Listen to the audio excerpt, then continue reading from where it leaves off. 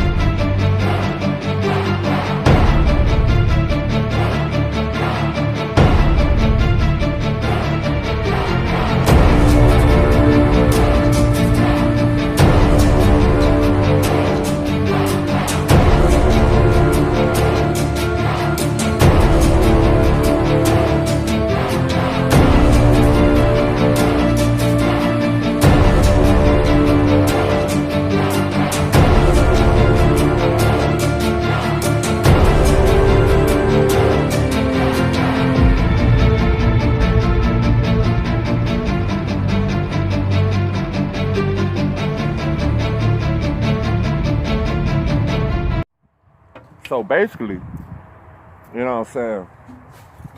Let me scoot this shit back over here. So basically, you know what I'm saying? They were just describing, you know what I'm saying? Like, it already came here one time in 2017, and one is due for April 2024. You know what I'm saying? And that's 7 years. But if y'all want to get what X stand for, what X stand for in Roman text, 10 You know what I'm saying? X stands for 10. You know what I'm saying? That's the numerical Roman text there is. 10, the number 10, the meaning of 10 is the number of completion. If people want to know that. And the last time it was an eclipse like this, it was way back. Like date when America was first established. You know what I'm saying? 7 years prior to that, it was a total eclipse. It was a birth of something, you know? Now, it's coming around again. And now it's going to have another birth of something. Anytime when you have signs like that comes out of the norm like that, God trying to tell you something. You know what I'm saying? And basically it been prophesied. You know, there is more to come. But just notice this. When this happens,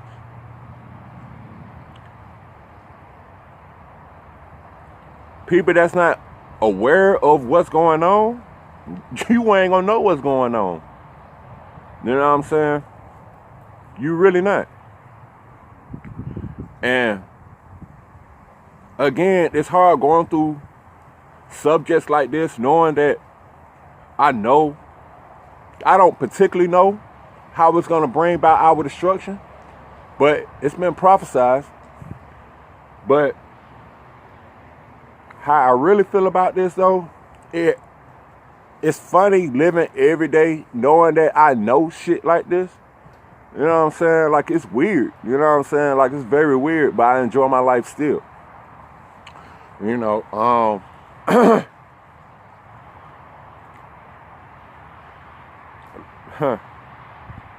and I'm shaking my head because basically, man, people don't know what's really about to go down. Like, they just look at stuff like, oh, it's an eclipse. Oh, it's an eclipse. You know what I'm saying? And folks think that this don't mean nothing. This mean a lot, man. This mean a lot, and it's going to shake up history. Like, this is going to shake up history. I feel like this is going to shake up history. And I'm not telling y'all these things for my own good. I'm not telling y'all these things for views.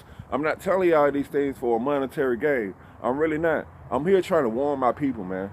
I'm here trying to warn y'all, man. I'm trying to warn y'all. You know what I'm saying? How you ever heard the term X marks the spot? Hello? You know what I'm saying? Like, for real, X marks the spot. In 2024, just look for some stuff to happen. That's all I'm saying. I'm not saying I don't know in particularly what's finna happen. I do think in a way, I think we are going to prepare for war. I think war is finna happen here. That's my opinion. But truly, you know what I'm saying? Like, think about it, man. Think about it. Who's the president now? Trump.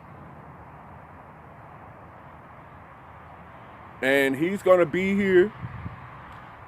Don't be surprised if he win another don't be surprised if he win another term. If he don't win another term, it's still gonna go down. And I'm gonna tell you the reason why God elected Trump. This is the main reason why. The main reason why God elected Trump, because look at his name. Trumpets. Trumpets. Trumpets. Like, it's been signing off. You know what I'm saying? And basically, man, this is the 7 years he was talking about. 2017 to 200 through 2024. That's 7 years. You know what I'm saying? This is supposed to be the trials and tribulation period. Really. To be honest with you. To be really honest with you. You know what I'm saying? Just look for something to happen in 2024 or afterwards. Just look for it. You know what I'm saying? And it's gonna be a lot of y'all that's gonna be like, man, this ain't true. It can mean lots of things. Trust me, man. I know these things, bro. I know this. I predicted 9/11. This is the time before YouTube came out. I predicted 9/11. I knew that. I knew, for some odd reason, I knew them towers gonna come down.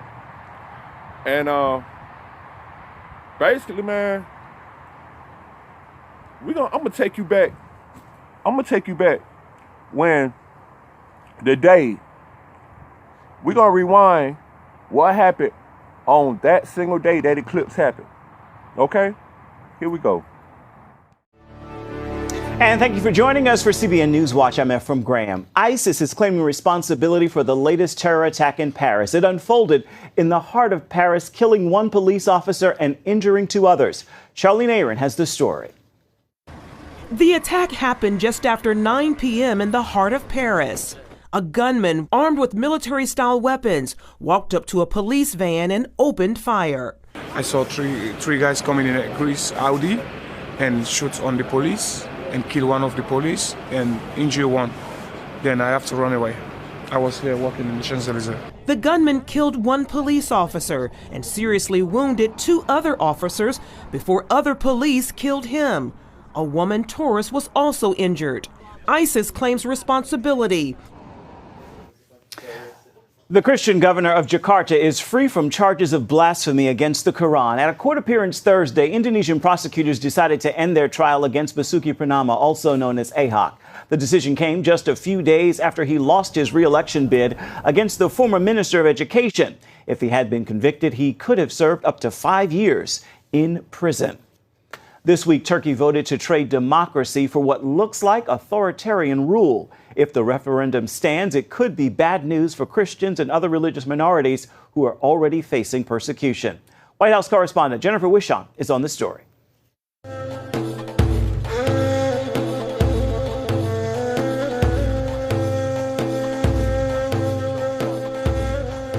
With a narrow vote that's being challenged after allegations of fraud, Turks lost checks and balances on their government, just barely handing Turkey's president Recep Tayyip Erdogan the executive powers he's craved since a coup threatened to topple his reign last summer. The problem is that there are serious allegations, and in fact not only allegations, but evidence of electoral fraud. Icon Erdemir served in Turkey's parliament until 2015. There are hundreds of cases of ballot box stuffing. What's even more scandalous is that the Supreme Council of Election changed the rules of counting over an hour into the counting, which is always, an embarrassing smoking gun for the government. Erdemir, a Muslim Turk, has dedicated his career to defending minority rights in his country, including those of Christians and Jews. If the referendum stands, Erdogan will gain executive, legislative, and judicial powers. And Erdemir predicts conditions for Christians in the country who've already fallen prey to crackdowns and persecution will only get worse. During his victory speech, Erdogan invoked religious incitement, accusing the West of starting a crusade against Islam. So he's again using that very kind of belligerent kind of clash of, Islam versus Christianity. It's the battle of the cross versus the crescent rhetoric. And you can imagine if you are a member of the Turkey's Christian or Jewish communities, you will feel very threatened because you are a citizen. You technically, on paper, you have the same rights as Turkey's majority Muslim population, but you have a president who continues to single you out. It doesn't bode well for American pastor Andrew Brunson. He's been confined to a Turkish jail cell since October, swept up in a terrorism investigation, but never formally charged. Unfortunately, Pastor Andrew Brunson is now a pawn, kind of a trump card in Erdogan's hand. That there's absolutely no rule of law or due process in that case. It's a completely bogus case. Anyone who has looked at the case knows that these are trumped up charges. Still, the vote wasn't the clear mandate Erdogan wanted, and now he's set his sights on another proposition for voters: restoring the death penalty. My prediction is he will continue to use this insightful anti-Western, anti-Christian, anti-Semitic rhetoric because it really mobilizes people. It brings votes to Erdogan. And he knows firsthand that the magic formula in a kind of a majority Muslim country is incitement, religious incitement. And I'm really concerned in the days to come if Turkey goes forward with Erdogan's proposal for a second referendum on death penalty. We could see further reprisals against Turkey's minority faith leaders. Turkey abolished capital punishment in 2004. The nation has been in talks to join the European Union for years, but a return to the death penalty is a deal breaker. However, instead of leaning to the west, America's ally is looking more like the countries to its east. Erdogan wants to prevent future coup attempts, but by weakening Turkey's democracy, he's likely made himself more vulnerable. Monday, April 24th, Armenians in America and around the world will pause to remember more than 1 million people who lost their lives to genocide, many of them Christians. It's a more than 100-year-old catastrophe many still don't know about. But a film hits theaters today, hoping to shine a light on this often forgotten piece of history. The Promise is a fictional love story inspired by real-life events, and all the profits are being donated to charity. I sat down with the stars, Christian Bale and Oscar Isaac, for this look at the movie. I have to go. Mikhail. I have to find them. Mikhail, leave these people alone. You're safe in the woods. No, I'm not safe. No one here is safe. In The Promise, Oscar Isaac plays an Armenian desperate to save his family from being rounded up and killed. The legendary Chris Myers. Emery Ogan. Christian Bale portrays an American journalist documenting the atrocities. Still, there is a love story. You read this script and you get to the end. How would you describe the story? Heartbreaking? How do you describe it? It's a heartbreaking story of survival. It attempts to show this very human story set inside a very tragic time, which is the Armenian genocide at the turn of the century, 1915, where 1.5 million Armenians perished. This is described as one of the greatest and least known catastrophes of the 20th century. Any thoughts on why? You were getting the crumbling of the Ottoman Empire and the birth of the Turkish nation. There was great Turkish nationalism at that time. And then the lack of consequences, and hence the lack of knowledge about it. Of course, it's uncomfortable to admit that the birth of a nation came from the pains of the extermination of an entire race. Like I'm saying, man, everything is basically aligned with each other, man. They are basically aligned with each other. You know what? I think I proved my point. You know what I'm saying? I think I proved my point. Case off. And my perspective is, out of this is, man, get ready. You know what I'm saying? Because the time in the essence is coming. Time in the essence is coming. You know what I'm saying? Like, for real. So with that said, man, I pray that people find enlightenment. I pray that people find a way to save themselves. You know what I'm saying? Knowing that this is about to come about. You know what I'm saying? Like, this the days we living in, man. And people better understand. Is that people better understand that we're actually living in the last days, man. And people just think that, oh, I can just live my life day by day, and don't give a fuck of what you do. Trust me, man, judgment, I ain't gonna say judgment day is coming, but I'm just saying the day of reckoning is coming. I ain't talking about the day of judgment, but the day of America's reckoning is coming. It's coming. You know what I'm saying? So, y'all peek more into that, man. I'll be back, you know what I'm saying, with another topic. You know what I'm saying? And we're going to keep it real from there. But I'm going to end this out with this. Peace and love To all my subscribers and all my viewers, and like and subscribe. Like and subscribe. And best believe I'm going to keep on coming with you with more content, more fire content, and more fire shit that y'all don't ever haven't even noticed. Alright.